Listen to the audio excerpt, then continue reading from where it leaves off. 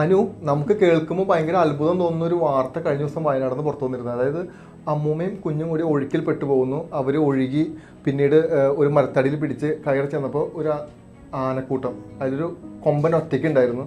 പിന്നെ ആ കൊമ്പൻ്റെ ഒരു സംരക്ഷണത്തിൽ ഈ അമ്മൂമ്മയും കുഞ്ഞും കൂടി നിന്നു എന്നുള്ള വാർത്ത. അവർ എത്ര പേരുണ്ടായിരുന്നു എന്ന് ഒന്നും പറയുന്നില്ല. പക്ഷേ അത് രണ്ട് രീതിയിൽ പറയപ്പെടുന്നുണ്ട്. അത് വെറുതെ പറയുന്നതാണെന്നും അത് കാര്യമാണെന്നും. പക്ഷേ എനിക്ക് തോന്നുന്ന കാര്യം എന്താണെന്ന് പറഞ്ഞാൽ അങ്ങനെ ഒരു തമാശ പറയേണ്ട ആവശ്യം അവിടെ ഇല്ല. ഇപ്പോൾ റോജുബ പറഞ്ഞതിനകത്ത് അത് ഏറ്റവും വലിയ സംഭവം എന്ന് പറഞ്ഞാൽ ഈ ഇത്രയും ഇൻസിഡൻസ് അവിടെ നടക്കുന്നു, ഡിസാസ്റ്റേഴ്സ് ഉള്ള ഒരു മൊമെൻ്റാണ്, അവിടെ ഇത്രയും വിഷയങ്ങൾ നടക്കുന്നു. ആ ഒരു രാത്രി മൊത്തം ഇവർ ആ ആനയുടെ കൂടെയാണ് ഇരുന്നത്. അവർക്ക് പേടിയാണ്. കാരണം ഒന്നാമത് കൊമ്പനാണ്, ഒന്നാമത് കാട്ടാനയാണ്, ഒറ്റയാനാണെന്ന് പറയുന്നുണ്ട്. അപ്പം ഇവർക്ക് അത്രയും ഇമോഷണലായിട്ട് ആ അമ്മൂമ്മ പറയുന്നത്. അതായത് ഞങ്ങൾ അവൻ്റെ അടുത്ത് വന്ന് ഞങ്ങൾ പേടിച്ച് അവിടെ ഇരുന്നു, പക്ഷെ എന്തെങ്കിലും ചെയ്യുമോ എന്ന് പേടിയായിരുന്നു. ആ അമ്മൂമ്മ പറയുന്നതനുസരിച്ച് ഇവരുടെ ആനയുടെ കണ്ണീന്ന് കണ്ണുനീരൊക്കെ വരുന്നു എന്ന് പറയുന്നുണ്ട്. പക്ഷെ അത് എത്രത്തോളം ശരിയാണെന്ന് നമുക്ക് അറിയത്തില്ല. ഇപ്പം സയൻറ്റിഫിക്കലി നോക്കുകയാണെങ്കിൽ ഈ പറയുന്ന പോലെ പോസിബിലിറ്റി ഇല്ലെന്ന് പറഞ്ഞാലും നമ്മൾ അത് ഒരു മനുഷ്യനോട് ആ മൃഗത്തിന് തോന്നുന്ന ഒരു കണക്ഷൻ ഇല്ല. അതാണ് ഭീകരം. അത് ഇവർ ആ അമ്മൂമ്മയ്ക്ക് ഉണ്ടാക്കി പറയേണ്ട ആവശ്യമുണ്ടോ എനിക്ക് തോന്നുന്നില്ല. കാരണം ഇങ്ങനൊരു സിറ്റുവേഷൻ ആവശ്യമുണ്ടോ? അല്ല, ഇതിപ്പോ റിയാലിറ്റി ആണോ ഫാന്റസി ആണോ എന്തായിക്കോട്ടെ, പക്ഷെ ഈ ആന, ഒരു കാട്ടാന, നിങ്ങൾ പറഞ്ഞു അയൽ വീട്ടിലെ പയ്യെന്നുള്ള അവസ്ഥയാക്കിയിട്ടുണ്ട് ഒരു കാട്ടാനനെ പറ്റിയിട്ട്. കാട്ടാന ഒരാളെ സംരക്ഷിക്കൊന്നുമില്ല. നമുക്ക് ചക്കക്കൊമ്പനും അരിക്കൊമ്പൻ്റെ ഒക്കെ റെഫറൻസ് ഇവിടെ ഉള്ളതാണ്. ഒരു സമൂഹം മൊത്തം ചക്കക്കൊമ്പനെ പേടിച്ച് ഓടിയ സീൻസ് ഒക്കെ നമുക്കറിയാം. അമ്മുമ്മ എന്തോ അവിടെ ചെന്ന് പെട്ടു. ഇപ്പൊ ദൈവത്തിന്റെ ഇതുകൊണ്ടാണോ എന്തോ ആന അമ്മുമ്മനെ ഒന്നും ചെയ്തില്ല. ആന കരയുന്നത് പോലെയൊക്കെ തോന്നിയത് അവരുടെ ഫാന്റസി ആയിരിക്കാം, എന്തായിരിക്കാം. പക്ഷെ റൊമാൻറ്റിസൈസ് ചെയ്യരുത്. കാരണം നമ്മളിപ്പോൾ ഈ ആനയെ റൊമാൻറ്റിസൈസ് ചെയ്തിട്ടുണ്ടെങ്കിൽ കുറേ ടീമുകളുണ്ട് റീൽസ് എടുക്കാനായിട്ട് ഇനി കാട്ടിലേക്ക് കയറി ചെല്ലും. എന്നിട്ട് അവിടെ ഈ കാട്ടാനകളുടെ കുത്തുകൊണ്ട് ചാവാനാണ് അടുത്ത കുറേ എണ്ണം. അതുകൊണ്ട് നമ്മൾ എഴുത്തിലും വരയിലും ഒക്കെ കുറച്ചൊന്ന് പൊടിക്കടങ്ങാം. പക്ഷെ വേറെ ഇപ്പം നമ്മൾ ഈ പറയുന്നത് അനു പറയുന്ന പോയിന്റ് കറക്റ്റാണ്. ഒരു കാട്ടുമൃഗമാണ്.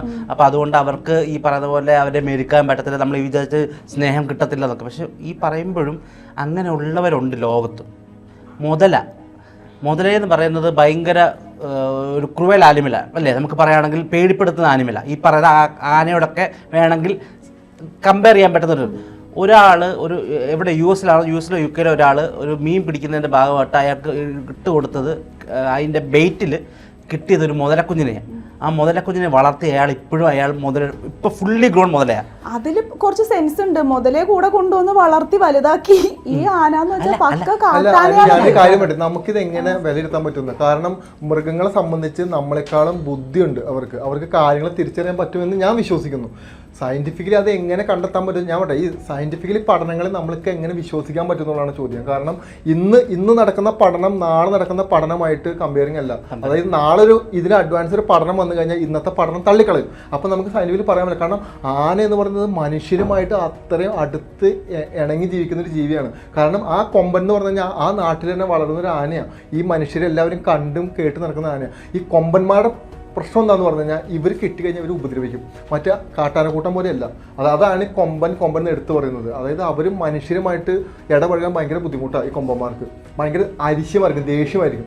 പക്ഷേ ഒരു രാത്രി മുഴുവനും ഈ ഒരു സ്ത്രീയും കുഞ്ഞും അതിൻ്റെ സംരക്ഷണത്തിൽ അത് ശരി കണ്ണീര് വന്നു എന്ന് പറയുന്ന ഫാൻറ്റസി വിട്ടേക്കും. എങ്കിൽ പോലും അതൊന്നും ചെയ്തില്ല എന്ന് പറയുമ്പോൾ അതിൻ്റെ ഒരു മനസ്സില്ലേ, അതിൻ്റെ അവിടെ എന്താണ് നടക്കുന്നതെന്നും അത് ഒരു അപകടമാണെന്നും ആ അപകടത്തിൽ രക്ഷപ്പെട്ടു വന്ന ഒരു സ്ത്രീയും കുഞ്ഞുമാണെന്ന് അതിന് തിരിച്ചറിയാൻ പറ്റുന്നൊരു ബോധമുണ്ടല്ലോ അനു. അതൊരു പക്ഷേ നമ്മൾ വളർത്തുന്ന ജീവികളോ അല്ലെങ്കിൽ നമ്മൾ വളർത്തണ്ട. അല്ല, പക്ഷെ ബ്രോ പറഞ്ഞ ഏറ്റവും വലിയ കാര്യമുണ്ട്. ഇപ്പം ഈ എന്തെങ്കിലും ഒരു പ്രകൃതിക്ഷോഭം പോലെ എന്തെങ്കിലും ഒരു സംഭവം, ഒരു ഡിസാസ്റ്റർ നടക്കുകയാണെങ്കിൽ ആദ്യം അറിയുന്നത് ഇങ്ങനത്തെ ആനിമൽസിനാണ്. അങ്ങനെയാണ് ഇവർ മേളിലേക്ക് പോയതും ഈ ആനക്കൂട്ടം പോയതും അങ്ങനെ. അല്ല, ഈ വയനാടിന്റെ ഇഷ്യൂ സ്റ്റാർട്ട് ചെയ്ത സമയത്തും വാർത്തകൾ ഉണ്ടായത് ഇതിന്റെ 1 മണിക്കൂർ മുമ്പ് ഒരു കൂട്ടം ആന ഈ സൈഡിൽ നിന്ന് മാറിപ്പോയെന്ന് പറയുന്നുണ്ട്. അപ്പോൾ ഇതൊക്കെ അവർക്ക് മനസ്സിലാക്കാൻ പറ്റുമെങ്കിൽ ഈ ഇമോഷനും മനസ്സിലാക്കാൻ പറ്റുമായിരിക്കും, നമുക്കറിയത്തില്ല. ഒരു മനുഷ്യർക്ക് നേരിടുന്ന ആ ഒരു ഇമോഷൻ ആ സമയത്ത് ഈ പറയുന്ന അമ്മൂമ്മയ്ക്ക് തോന്നി, അത് ആ ആനയ്ക്കും തോന്നി. ഇപ്പം നമ്മൾ പറഞ്ഞല്ലോ, കേരളത്തിൽ ഇപ്പം ഈ പിറ്റ്ബുൾ എന്ന് പറഞ്ഞ ഒരു ബ്രീഡുണ്ട്. അവർ ഭയങ്കര അഗ്രസീവായിട്ടുള്ള ഒരു ബ്രീഡാണ്. നമ്മൾ വീഡിയോ കണ്ടിട്ടുണ്ട്, ആ പിറ്റ്ബുള്ള് വരെ ഇവിടുത്തെ അമ്മൂമ്മമാർ ഓരോ ചക്കര മുത്തേന്ന് പറഞ്ഞിട്ട് കൊടുക്കുന്നത്.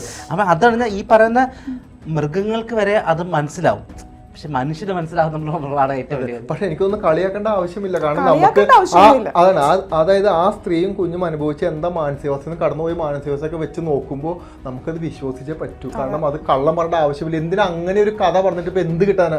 പ്രത്യേകിച്ച് വയനാട് പോലുള്ള സ്ഥലങ്ങളിൽ ആനശല്യം വളരെ രൂക്ഷമാണ്. പ്രത്യേകിച്ച് അങ്ങനെയുള്ള സ്ഥലത്താണ്, അതായത് ഈ ഉരുള പൊട്ടിയ ഏരിയ മുഴുവൻ കാടാണ്. ഈ കാട്ടിലോട്ട് കയറി പോയി ആനേനെ കാണുമ്പോൾ ഉറപ്പാണ്. കാരണം എത്രയും മരണങ്ങൾ സംഭവിച്ചിരിക്കുന്നു, ആന ചവിട്ടി കൊന്നു കുത്തി കൊന്നു എന്നൊക്കെ പറയുന്നത്. അങ്ങനെയുള്ള സ്ഥലത്താണ് ഈ ഒരു സ്ത്രീ പറയുന്നത് ആ ആനയുടെ സംരക്ഷണം.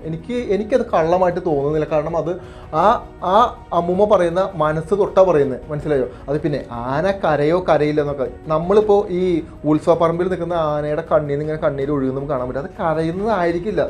ഒരു പക്ഷേ എക്സസ് മോയ്സ്ചർ ഇതിന്റെ കണ്ണിലൂടെ ലാക്രിമൽ ഡക്സ് അങ്ങനെ ആനയ്ക്ക് അങ്ങനെയാണ് സ്വെറ്റ് പ്രൊഡ്യൂസ് ചെയ്യുന്ന ഗ്ലാൻഡ് ശരീരത്തിൽ ഇല്ല. അപ്പൊ കണ്ണെപ്പോഴും നിറഞ്ഞിരുന്ന അതിലെ കൂടിയാന്നൊക്കെയാണ് സയൻസ് പറയുന്നത്. പക്ഷെ ഇതിൽ സയൻസോ ഫാക്ടോ ഫാന്റസിയോ റിയാലിറ്റിയോ ഒന്നും അന്വേഷിക്കേണ്ട കാര്യം നമുക്കില്ല.